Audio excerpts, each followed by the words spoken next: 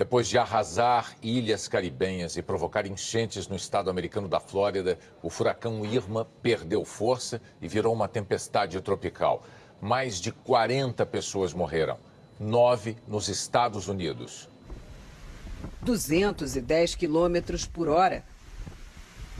Foi com essa intensidade que o olho do Irma entrou no continente. E foi assim que a cidade de Naples ficou quando os ventos se acalmaram.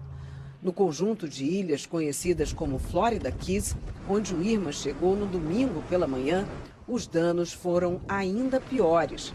O vento jogou barcos sobre ruas, tirou casas do chão. Com água pela cintura, esse casal preferiu ver o lado positivo.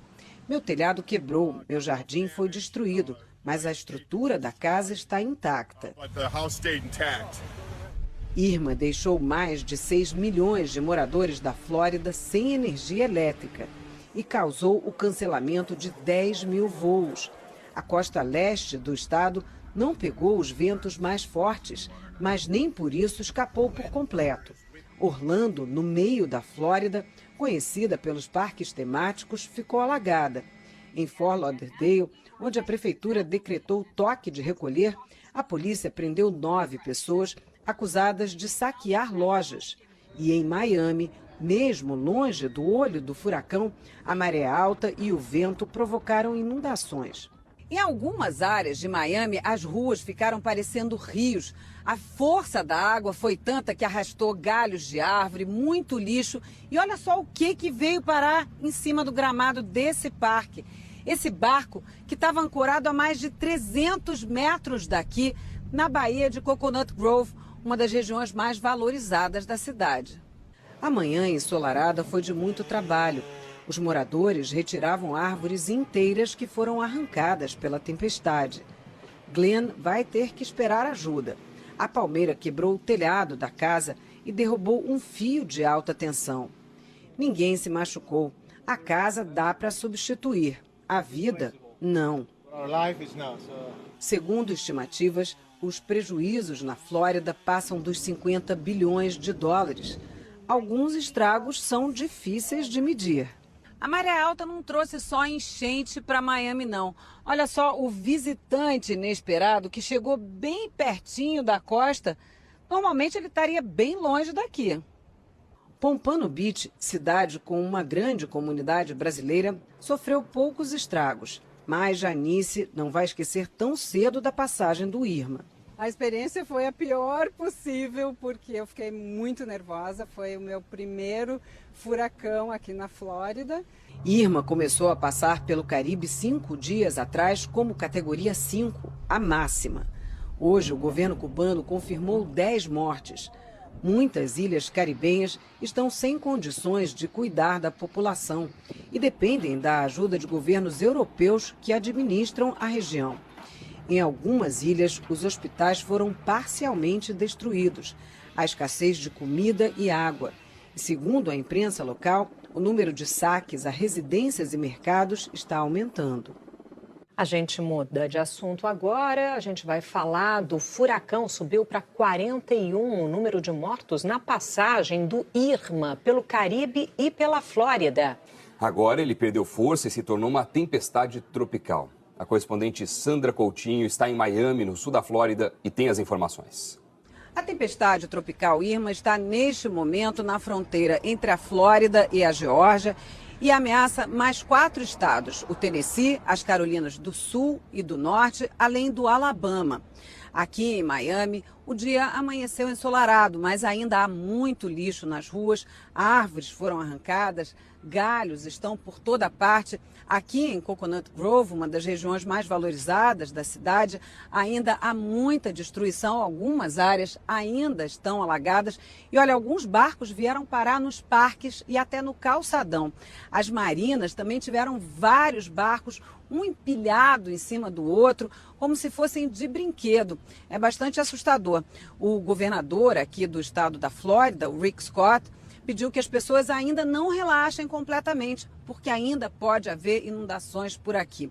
O presidente Donald Trump, ele decretou estado de emergência federal para que haja uma liberação mais rápida das verbas para poder reconstruir aqui a cidade e todo o estado da Flórida, que permanece em situação de emergência. 125 mil pessoas ainda estão em abrigos, começam a voltar para casa, ver como é que está a situação em suas casas, mas claro, o estado vai demorar bastante tempo ainda para se recuperar.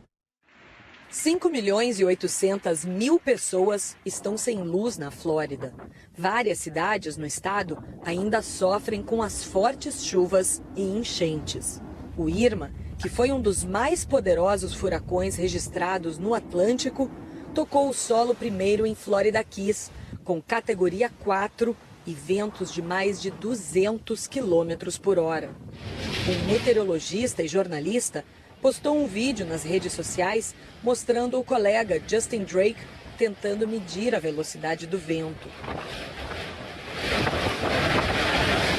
Depois de passar pelas ilhas ao sul do estado, o furacão Irma voltou a tocar o solo em Marco Island, na costa oeste. Com a força dos ventos, 3 guindastes quebraram no sul da Flórida. Ruas ficaram alagadas, árvores e postes foram derrubados. Houve registro de saques em Fort Lauderdale e Miami, onde 29 pessoas foram presas. Horas antes de chegar a Tampa, provocou o recuo de mais de 100 metros do mar. É que a força do vento deslocou a água de um lugar para o outro. Os barcos ficaram encalhados. Quando o Irma atingiu a Bahia, a água voltou num nível acima do normal. O furacão se desviou para o oeste da Flórida, poupando Miami, a maior cidade do estado, do pior. Mas ainda assim, Miami registrou estragos. Essas imagens mostram o avanço da água pelas ruas e muita ventania. Aqui em Miami, a prefeitura estipulou um toque de recolher para 12 horas antes do furacão chegar nos Estados Unidos até a manhã de hoje. Alguns bairros continuam fechados, inclusive para moradores. E agora, depois que a tempestade passou, a gente entende por quê. Árvores e linhas de energia ainda estão no meio da rua. Todos os acessos a Miami Beach permanecem fechados pela polícia. Essa moradora se protegeu do Irma se hospedando num hotel. Foi menos ruim do que eu esperava. Agora vou voltar para casa para ver se está tudo bem. Esse é o preço que a gente paga por morar no paraíso, resumiu esse homem. Quase 200.000 pessoas buscaram refúgio em abrigos do governo e as autoridades começaram a avaliar os danos. O conserto nas cidades mais atingidas ainda deve durar semanas. O presidente Donald Trump anunciou que pretende visitar a Flórida em breve e, atendendo a uma solicitação do governador, assinou uma declaração de desastre para o estado. Antes de atingir a Flórida, o Irma passou pela ilha de Cuba com força total, categoria 5, a mais alta na escala dos furacões. A tempestade provocou ondas de até 11 metros de altura. Autoridades confirmaram hoje que há pelo menos 10 mortos. Os governos do Reino Unido, França e Holanda estão enviando ajuda militar aos seus territórios no Caribe. Segundo o Itamaraty, há mais de 60 brasileiros presos nas ilhas caribenhas. Um avião da Força Aérea deve chegar amanhã em São Martinho para fazer o resgate de 32 pessoas. Olá, boa tarde. O dono do grupo JF, Joesley Batista, e o executivo Ricardo Saldi acabam de desembarcar em Brasília, onde vão cumprir prisão temporária de pelo menos 5 dias. Joesley Batista passou a primeira noite na cadeia em São Paulo, onde se entregou ontem à tarde e agora foi transferido para a capital federal juntamente com o executivo Ricardo Saldi. A Zileide Silva está no aeroporto de Brasília, tem detalhes para a gente. Zileide.